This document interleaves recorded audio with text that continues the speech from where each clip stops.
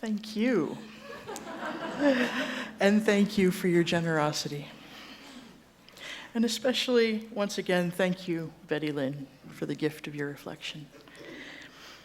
So, in preparing for today's message, I got to imagining a young Betty Lynn and her siblings, small children watching from their bedroom, silent and nervous, as their parents escorted equally silent and probably even more nervous Black folks into the nearby doctor's office. The bated breath, the weight in the stomach, the shoulders tense, apprehension in the air. And then the inevitable relief when the patients were sent safely on their way. The being able to breathe again. And maybe in those moments of relief, the children wondered why the risk was necessary. Why their parents would put themselves in danger when they didn't have to. Or maybe these lessons in kindness from a young age, these lessons in putting one's body where one's principles are, were lessons learned by osmosis. Just something people did.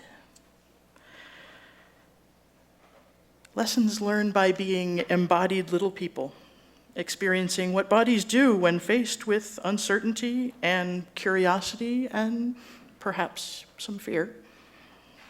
Because kindness is what happens when we embody our empathy.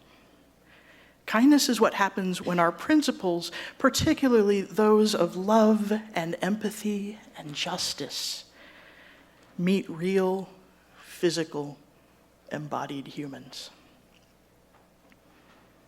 One of those lessons is that true kindness doesn't come without a risk, a cost. How powerful, what a gift that Betty Lynn's formative memories of kindness are ones that required her parents putting themselves between Black people and the police, between Black people and the mayor, between Black people and starvation.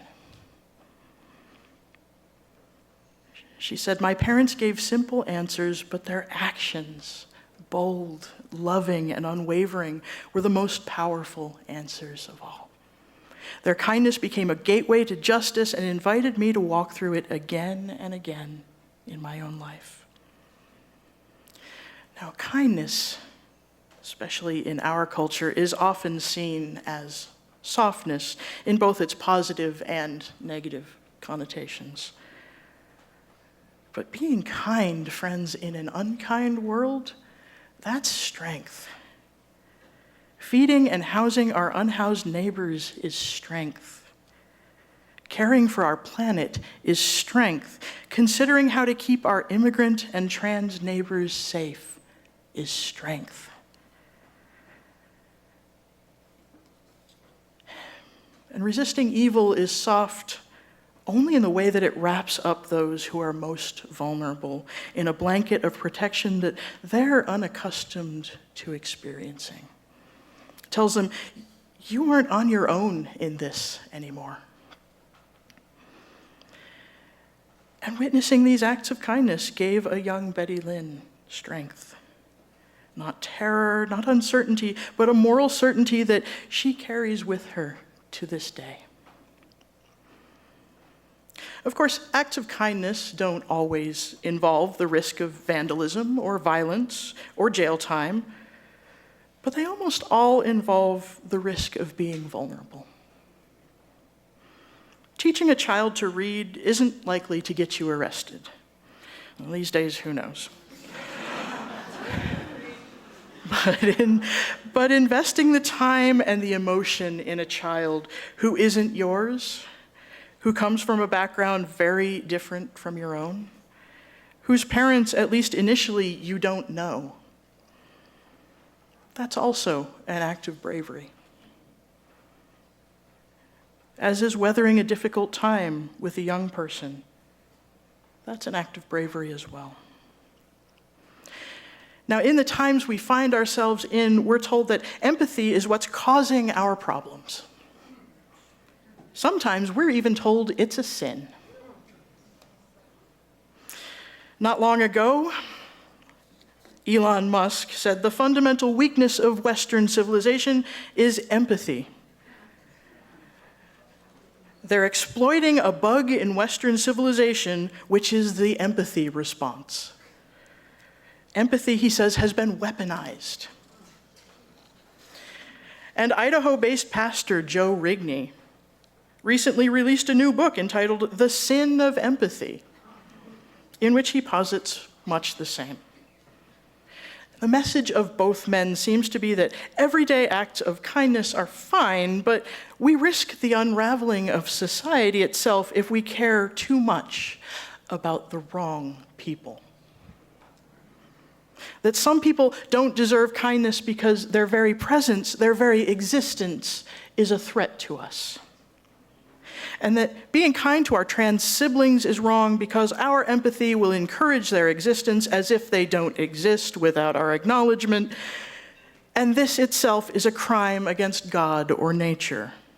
Elon even says this about his own daughter. That being kind to our immigrant neighbors will only encourage them in their criminal behavior, the criminal behavior of looking for a better life for themselves and their families. Friends, isn't it sad what happens to people when they aren't loved, when they aren't shown kindness? They start to believe that the attitude of judgment that they've faced is more suited to dealing with some people. That those people should be outside the boundaries of our kindness. But we as Unitarian Universalists, we know different, don't we?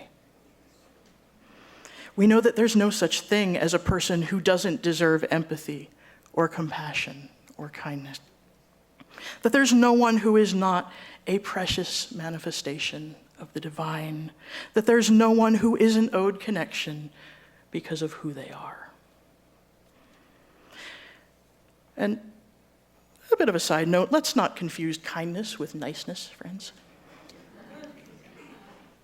Niceness is what we do to avoid conflict.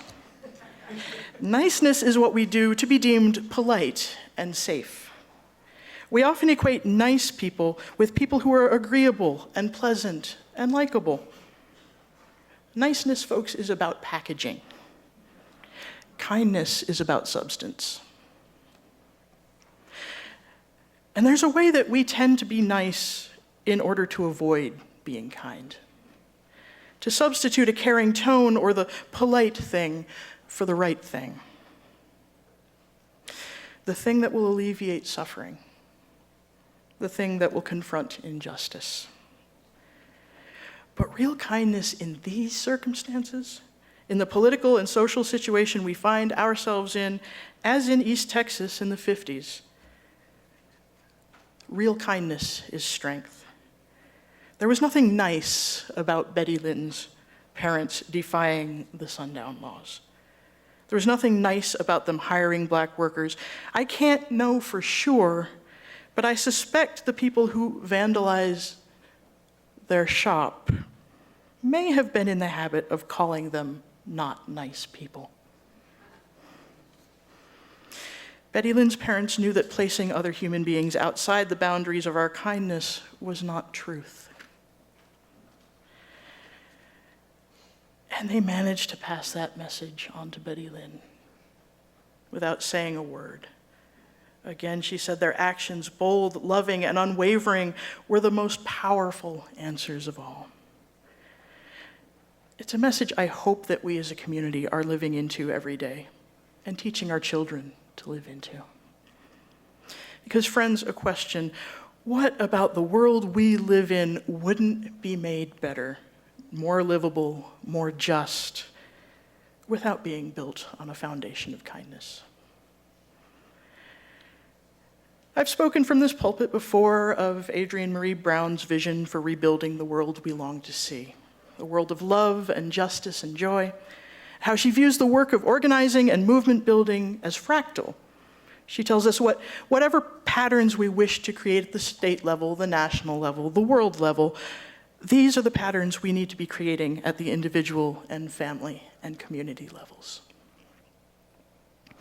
That whatever we build here and how we build here at the micro level will be replicated at the macro level.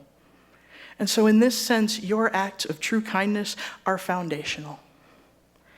We cannot build a world of love and justice on a foundation of cruelty or indifference. And so today, as we go about the business of doing acts of kindness, large and small, of comforting one another, of figuring out how to go forward in these complicated times, I'll leave you with the same words that Betty Lynn did. Today is not a time for despair. It is a time for courage, clarity, and compassion. The work ahead is not to restore what was, but to imagine what could be, and to build it one thread at a time.